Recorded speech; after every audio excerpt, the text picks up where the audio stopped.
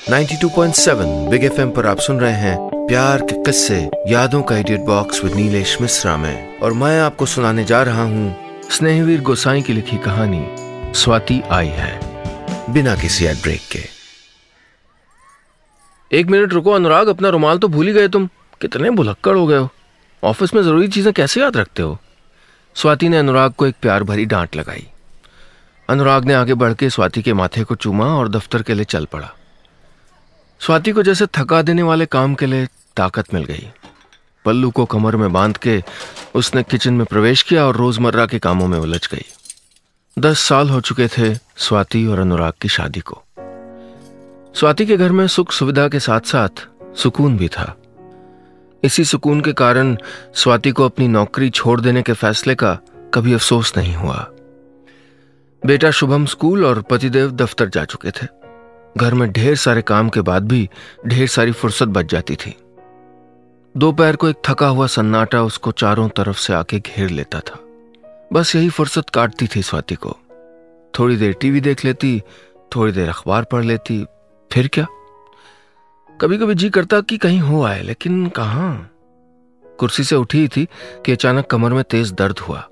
उसके मुंह से अचानक निकल पड़ा, मां। मां शब्द जबान पे आते ही स्वाति कुछ देर सोच में पड़ गई। न जाने कितने दर्द थे जो एक साथ उठ रहे थे उसके दिल में। दर्द जिनसे जिस्म नहीं दुखता, रूह दुखती है। अपना सब कुछ है स्वाति के पास में, अपना घर, अपना प्यार, अपनी औलाद, सब कुछ।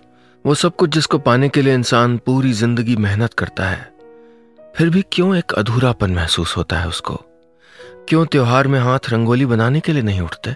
उसको घर पे मनाए हुए होली, दिवाली, राखी सब एक साथ याद आ गए। पहले तो सिर्फ जवाब नहीं आते थे, इस बार तो उसकी राखी भी टिकट लगा के वापस भेज दी गई थी। अनुराग को पाने के लिए स्वाति रिवाजों, संस्कारों, समाजों सबसे लड़ गई थी, लेकिन जिंदगी की लड़ाई में जीतने वाला भी कुछ न कुछ हारता जरूर है। अपने परिवार की मर्जी के खिलाफ स्वाति ने अनुराग से बंधन जोड़ तो लिया, लेकिन पीछे के सारे धागे कट के अलग हो गए थे। इस नाराजगी की उम्र 10 साल हो चुकी है। शादी करते वक्त सोचती थी कि कुछ दिनों में पिताजी भी मान जाएंगे, लेकिन पापा अपनी बेटी से ऐसे रूठे कि फिर कभी नहीं माने। ख्यालों में डूबी हुई स्वाति को अचानक झटका तब लगा जब दरवाजे की घंटी बेतरतीब बजने लगी। स्वाति जान गई कि उसका शैतान बेटा शुभम आ गया है। आ रही हूं बाबा, आ रही हूं। दरवाजा खुलते ही शुभम हमलावर सेना की तरह घर के अंदर घुस गया। बैग डाइनिंग टेबल पे रखा, जूते उतार के टीवी के आगे बैठ गया। स्वाति ने डांटते हुए कहा, शुभम पहले कपड़े बदलो फिर टीवी देखना। आज स्कूल में क्या पढ़ाया तुमको, कोई होमवर्क मिला है? रिमोट के बटन दबाते हुए अचानक शुभम को कुछ याद आया। अरे हाँ मम्मी, कल ग्रैंड पेरेंट्स डे है। टीचर ने कहा है अपने ग्रैंड पेरेंट्स की फोटो अपनी कॉपी पे चिपका के लाना है। स्वाति के चेहरे की उदासी और गाढ़ी हो गई। शुभम ने कुछ सोच के पूछा, मम्मी मैंने तो अपने ग्रैंड पेरेंट्स देखे ही नहीं। आपके मम्मी पापा हमारे घर क्यों नहीं आते? स्वाति ने बात को टालने के मकसद से कहा, बेटा वो नहीं आ सकते। शुभम ने अंदाजा लगाया, क्यों? क्या वो भी पापा के मम्मी पापा की तरह तारे बन गए हैं? बेटे के सवाल ने स्वाति को भीतर तक झकझोर के रख दिया। उसने शुभम के होंठों पे हाथ रखते हुए कहा, ऐसा नहीं कहते बेटा। 10 साल पहले घर में चुपके से सामान बांधते हुए उसने ऐसा कभी नहीं सोचा था कि उसको मम्मी पापा की एक तस्वीर रख लेनी चाहिए, कभी बेटे की कॉपी पे लगवाने के काम आएगी। आप सुन रहे हैं प्यार के किस्से यादों का edit box with Nilesh Mishra में, सिर्फ 92.7 बिग एफएम पर। जिंदगी में बीता हुआ वक्त कभी भूलता नहीं है, बस किसी फाइल की तरह हमारी यादों में स्टोर हो जाता है। और जब कभी जाने अनजाने हम उस फाइल को खोल लेते हैं तो उससे जुड़ी तमाम अच्छी बुरी बातें हमारे जहन पे कब्जा कर लेती हैं। बीते हुए वक्त की कुछ ऐसी ही यादों को अपने दिल के भीतर कैद कर रखा था स्वाति ने, जो आज अचानक हालात के जरिए रास्ता बना के बाहर आ गई थी। शुभम के लिए खाना बनाते वक्त स्वाति को 10 साल पहले की जिंदगी का हर लम्हा याद आ रहा था। बहुत सोच समझ के उसने संडे की दोपहर का वक्त चुना था पापा को अनुराग के बारे में बताने के लिए। पापा गणित के टीचर थे। उन्होंने स्वाति को गणित की भाषा में ही जिंदगी की सारी सीख दी थी। बेटा, नेगेटिविटी का जवाब कभी नेगेटिविटी से नहीं देना चाहिए, इससे नेगेटिविटी और बढ़ जाती है। जैसे माइनस माइनस आपस में जुड़ जाते हैं ना, वैसे ही गुस्से का जवाब अगर प्यार से दो तो गुस्सा भी खत्म हो जाता है। जैसे -1 और +1 मिलके 0 हो जाते हैं।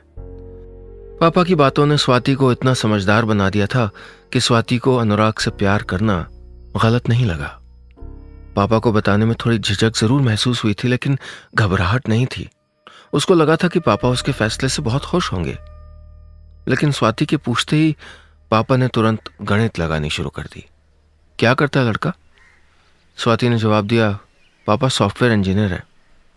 पापा ने दूसरा सवाल पूछा, कहाँ का है? स्वाति इस सवाल से थोड़ा परेशान हो गई। कहाँ का बताया अनुराग को? अनुराग तो एक ऑर्फनेज, एक अनाथालय में पला बड़ा है। कुछ सोच के उसने जवाब दिया, पापा यहीं का है। पापा ने फिर सवाल किया, किस कास्ट का है? स्वाति के पास इस सवाल का कोई जवाब नहीं था। उसने कहा, पापा क्या इस बात से कोई फर्क पड़ता है कि किस कास्ट का है?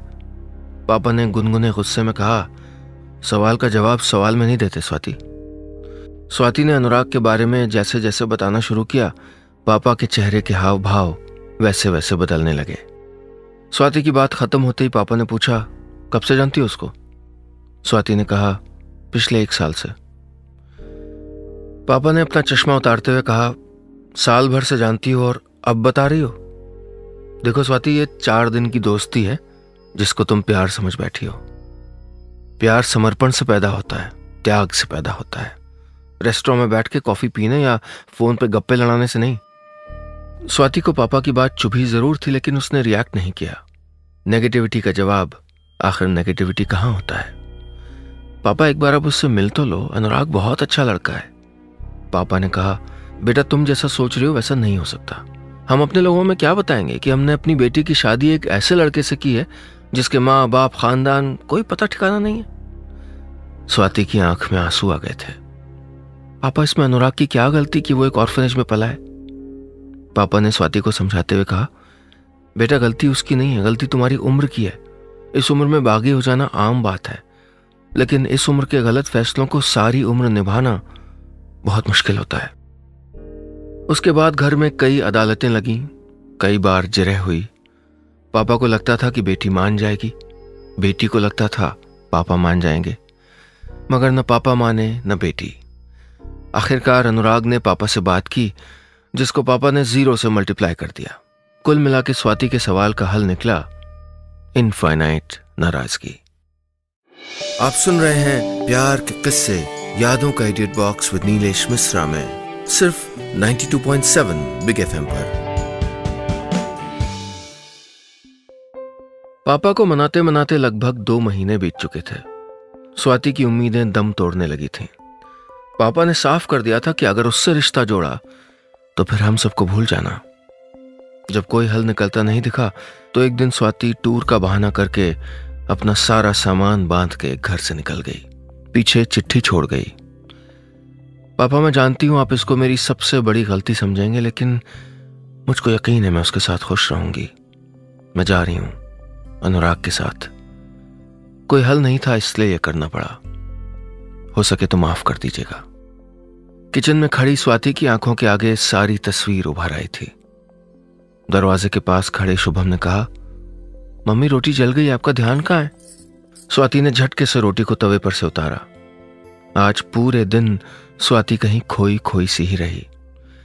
कभी बचपन के दिन याद आते रहे, कभी कॉलेज के। अपने पुराने दिनों में वो भी बरसातों की छप छप में भीग रही थी, कभी छत पे गुनगुनी धूप सेक रही थी। मन किया कि शाम की ट्रेन से घर चली जाए। बड़े जतन से अपनी बड़ी बहन को फोन लगाया। हाल चाल पूछ लेने के बाद बहन ने कहा, पापा का ऑपरेशन हुआ है, तू पापा को देखने गई? स्वाति नाराज हो गई। कैसा ऑपरेशन? क्या हुआ पापा को? दीदी आपने पहले क्यों नहीं बताया? अगर मैं फोन नहीं करती तो आप तो मुझको बताती नहीं। दीदी की आवाज थोड़ा धीमी हो गई। स्वाति, पापा ने खुद मना किया था। तेरा फोन आया तो मुझको लगा उन्होंने तुझको बता दिया है। पापा का किडनी का ऑपरेशन हुआ है। स्वाति के पैरों तले जमीन धंस गई।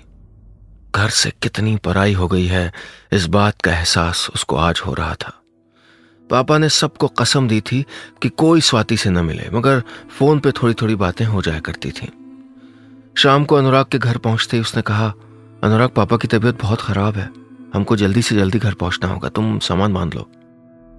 बैग टेबल पे रख के अनुराग ने कहा, जब वो तुमसे रिश्ता तोड़ के बैठे तो तुम क्यों जा रही हो? अनुराग की बात सुन के स्वाति को गुस्सा आ गया। कैसी बातें कर रहे हो तुम अनुराग, क्यों नहीं जाऊं मैं, मेरे पापा हैं वो। अनुराग ने कहा, पिछले 10 साल में वो एक भी दिन आए हैं तुमको देखने के लिए? और तो और वो शुभम की पैदाइश पे भी नहीं आया, और तुम। बात को बीच में काट के स्वाति बोली, साफ साफ क्यों नहीं कहते कि तुम नहीं जाना चाहते साथ में? अनुराग ने कहा, जब उन्होंने हमको पराया कर दिया है तो हमारे जाने या न जाने से क्या फर्क पड़ता है? How can you be so mean Anurag? Anurag ने कहा, इस बात को यहीं रहने दो स्वाति, उन्होंने जितनी बुरी बातें मुझको कही हैं उतनी किसी ने नहीं कही। वो तुम्हारे पापा हैं इसलिए मैंने पलट के जवाब नहीं दिया। तुम्हारे भाई की शादी में तुमको नहीं बुलाया था, अब भी तुम जा रही हो? उस रात नींद स्वाति की आंखों से कोसों दूर थी। वो पूरी रात सोचती रही, वहां गई तो रिश्तेदारों में तमाम बातें होंगी, और अगर किसी ने अनुराग को कुछ भला बुरा कहा तो उससे बर्दाश्त नहीं होगा। पूरी रात सोचने में बीत गई। आखिरकार पापा के प्यार के आगे जमाने की चिंता नहीं टिक पाई। स्वाति ने तय कर लिया कि चाहे जो भी हो जाए वो अगले दिन शाम की ट्रेन से 10 साल बाद अपने शहर वापस जरूर जाएगी। आप सुन रहे हैं प्यार के किस्से यादों का edit box with Nilesh Mishra में, सिर्फ 92.7 बिग एफएम पर। आदमी कितनी भी तरक्की क्यों न कर ले, कुछ छूट जाने का अफसोस, दर्द उसके दिल में हमेशा रहता है। यही दर्द है जो उसको जिंदा होने का एहसास कराता है। ट्रेन में बैठी स्वाति को लग रहा था जैसे वो पिछले 10 सालों से वापस जाने की तैयारी कर रही थी। शहर आते ही पुरानी यादों ने उस पर हमला बोल दिया। वो रास्ते, वो कॉलेज, वो स्कूल, सब आसपास ही तो था शहर में। स्कूल की यादों से बाहर निकलती तो कॉलेज की यादें घेर लेती। जिंदगी का एक अच्छा खासा वक्त इन रास्तों पे गुजारा था उसने। ख्यालों में खोई स्वाति को पता ही नहीं चला कि कब ऑटो घर के पास आके खड़ा हो गया। ऑटो वाले ने कहा, मैडम 35 नंबर आ गया। ऑटो से नीचे उतरते ही एक झुरझुरी सी स्वाति के शरीर में दौड़ गई। अचानक उसको पापा की एक बात याद आई, बेटा इंसान चाहे कितना भी भाग ले लेकिन उसको एक न दिन अपनी गलती का सामना करना पड़ता है। स्वाति के हाथों से सूटकेस छूट गया। प्यार में इंसान थोड़ा स्वार्थी हो जाता है। स्वाति भी हो गई थी, लेकिन जहाज का पंछी कितना ही दूर तक क्यों न उड़ ले, आखिरकार उसको जहाज पे ही आना होता है। दरवाजे के पास जाके स्वाति रुक गई। वही घंटी जो वो दरवाजा खुलने तक बार बार बजाया करती थी, आज उसी घंटी को बजाने के लिए स्वाति के हाथ उठ ही नहीं रहे थे। बड़ी हिम्मत करके उसने घंटी बजाई। पल्लू से हाथ पोंछते हुए मां ने जैसे ही दरवाजा खोला, स्वाति को सामने देख के हैरान हो गई, जैसे कोई बरसों पुरानी मन्नत पूरी हो गई हो। आंखें इस बात का पूरा भरोसा कर लेना चाहती थी कि यह ख्वाब नहीं है, इसलिए मां की आंखें न तो झपक रही थीं, न कदमों में कोई हलचल थी। अचानक जाने क्या हुआ कि दोनों एक दूसरे से लिपट गईं, जैसे कोई सिग्नल भेजा हो दोनों ने आंख के इशारे से। 10 साल पुरानी चीज की तरह 10 साल पुराना गुस्सा भी बेमायने हो गया था। बरसों दिल में जमी तकलीफ आंखों के रास्ते बाहर आ रही थी। मां से लिपट के स्वाति खूब रोई। जब हिचकियां थोड़ी धीमी हुई तो उसको बिठा के मां पानी लाने रसोई में चली गई। घर के रेनोवेशन के बाद ड्राइंग रूम में सब कुछ बदल चुका था। अपने ही घर में स्वाति कितना पराया महसूस कर रही थी। न वो पुराना सोफा वहां था, न उसके हाथों से बनी वो ऑयल पेंटिंग। वो खुद भी तो कितना बदल गई थी। पुरानी चंचलता और हंसमुख स्वभाव कहाँ रह गए थे अब। पानी के साथ मां सैकड़ों सवाल भी ले आई थी प्लेट में रख के। शुभम कैसा है? अनुराग कैसा है? मैं तो सिर्फ नाम ही जानती हूं उसका। तेरा बेटा दिखता कैसा है? तुझ पे गया या अनुराग पे? मां के सवालों के जवाब देते देते काफी देर हो गई थी। अब तक स्वाति भी घर में थोड़ा थोड़ा कंफर्टेबल हो गई थी। तभी अंदर से आवाज आई, कौन है शारदा? मां के अलावा उस वक्त घर में केवल पिताजी थे। मां के बात करने की आवाजें शायद पिताजी के कानों तक पहुंच गई थीं। माँ अंदर कमरे में गई और बोली, स्वाति आई है। पिताजी ने पूछा, कौन स्वाति? पिताजी को शायद ये उम्मीद ही नहीं थी कि उनकी बेटी स्वाति वापस भी आ सकती है, या फिर शायद ऐसा भी हो सकता है कि उन्होंने स्वाति को पूरी तरह से भुला दिया हो। पिताजी के दिल की तो पिताजी ही जाने, लेकिन माँ उनके सवाल से बहुत गुस्सा हो गई। कितनी स्वाति को जानते हो तुम? स्वाति आई है का मतलब हमारी स्वाति आई है। हमारी स्वाति सुन के स्वाति के दिल को कितना सुकून मिला था, उसको लफ्जों में बयान नहीं किया जा सकता।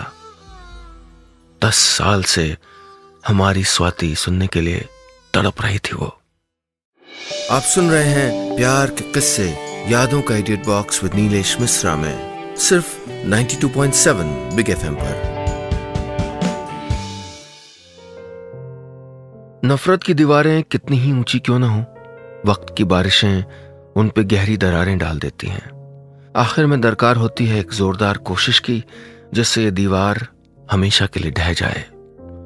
स्वाति का नाम सुन के पिताजी के मन में ललक तो उठी थी, लेकिन उस गुस्से को भी जस्टिफाई करना था जो पिछले 10 साल से दिल में पल रहा था। उन्होंने हर संभव कोशिश की थी कि स्वाति वापस आ जाए। उसकी भिजवाई राखी तक वापस कर दी थी, ताकि गुस्से में ही सही वो वापस तो आए। उससे नाराज तो हो सकेंगे, उसको डांट तो सकेंगे। अपने बच्चों से कोई बहुत नाराज हो सकता है, कोई उनसे बहुत प्यार कर सकता है, मगर अपने बच्चों से इंडिफरेंट हो सकता है क्या कोई? बुजुर्ग लोग अपनी नाराजगी और प्यार को तोल के नहीं उड़ेलते। वो तो बच्चों की तरह जी भर के गुस्सा होते हैं और जी भर के प्यार करते हैं। अपनी बेटी को देखने की ललक, बरसों पुरानी नाराजगी, गुस्सा, ऐसे न जाने कितने ही भाव थे जो पिताजी के मन में उठ रहे थे। वो हल्की हल्की करवटें लेके इन भावों को दबाने की कोशिश कर रहे थे। घर से लगभग 800 किलोमीटर दूर अनुराग दफ्तर से लौटा ही था। 5वीं मंजिल की खिड़की से शहर को देखता हुआ वो सोच रहा था कि दुनिया जितनी दूर कल थी, उतनी ही दूर आज भी है उससे। ऑर्फनेज में पलने के कारण कितनी पहचानों से महरूम था वो।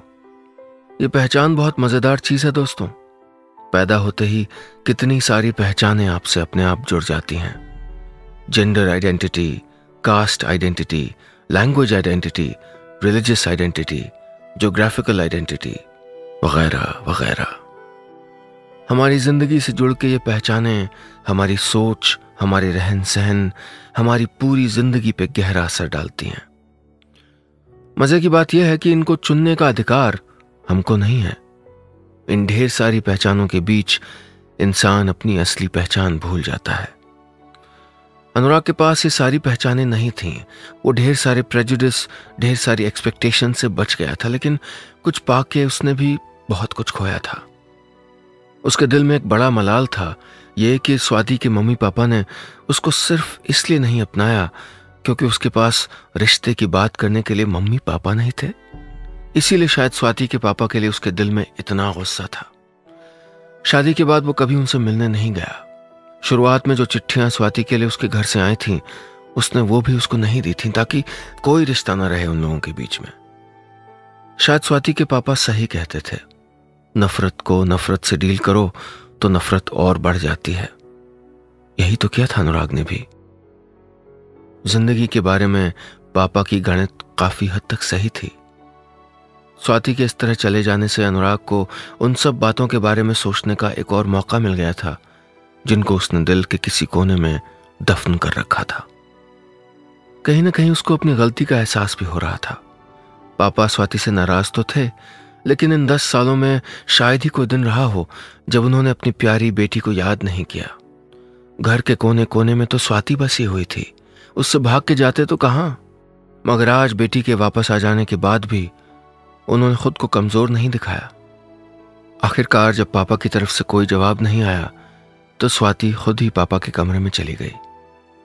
कमरे में पहुंचते ही वो बोली, पापा। 10 साल बाद ये शब्द सुन के दर्द की 2 गाढ़ी लकीरें पापा की आंखों से उतर आई थीं। आप सुन रहे हैं प्यार के किस्से, यादों का edit box with Nilesh Mishra में, सिर्फ 92.7 बिग एफएम पर। पापा के न बुलाने पे स्वाति खुद ही पापा के कमरे में चली गई थी। पापा ने नोटिस किया कि उसकी आवाज अब थोड़ा गंभीर हो गई थी। बीती उम्र ने सारी मासूमियत छीन ली थी उससे। अभी दरवाजे पे ही थी कि बिस्तर पे लेटे हुए पापा ने अपना चेहरा दूसरी ओर फेर लिया। स्वाति ने दरवाजे को छुआ तो जैसे कितनी ही यादों के तारों को एक साथ छू लिया हो। इस दरवाजे के पीछे छिपके कितनी लुका छिपी खेली है उसने। पापा जानबूझ के उसको पकड़ते नहीं थे और बेटी को लगता था जैसे वो पापा से जीत गई। लेकिन आज तो लुका छिपी का खेल उल्टा हो गया था। आज पापा छुप रहे थे अपनी बेटी से। स्वाति चुपचाप पापा के पास गई और उनके पैर छुए। आंखें तो पहले से ही छलछला रही थीं, पैर छूते ही बरस पड़ी। स्वाति पापा के पैर लग के फूट फूट के रोने लगी। गुस्से की कोई शेल्फ लाइफ नहीं होती। नाराज इंसान चाहे तो सारी जिंदगी नाराज रह सकता है और अगर चाहे तो सारी नाराजगी को एक पल में भुला सकता है। यह इस बात पर डिपेंड करता है कि आप रिश्तों में मिली खुशियों को ज्यादा तरजीह देते हैं या फिर नादानी में हुई गलतियों को। पापा भी कब तक बर्दाश्त करते। नमी तो उनकी आंखों में भी उतर आई थी। इससे पहले कि दोनों के बीच कोई बात होती, एक प्यारी सी नन्ही लड़की दादू दादू कहते हुए पापा के कमरे में आ गई। उसके आते ही जैसे कमरे की भारी हवा हल्की हो गई। पीछे पीछे माँ भी कमरे में आ गई। माँ ने आंखों से इशारा किया और कहा, ये सचिन की बेटी है सुहाना। बेटा बुआ को नमस्ते करो। सुहाना ने अपनी तुतलाती जबान में कहा, नमस्ते।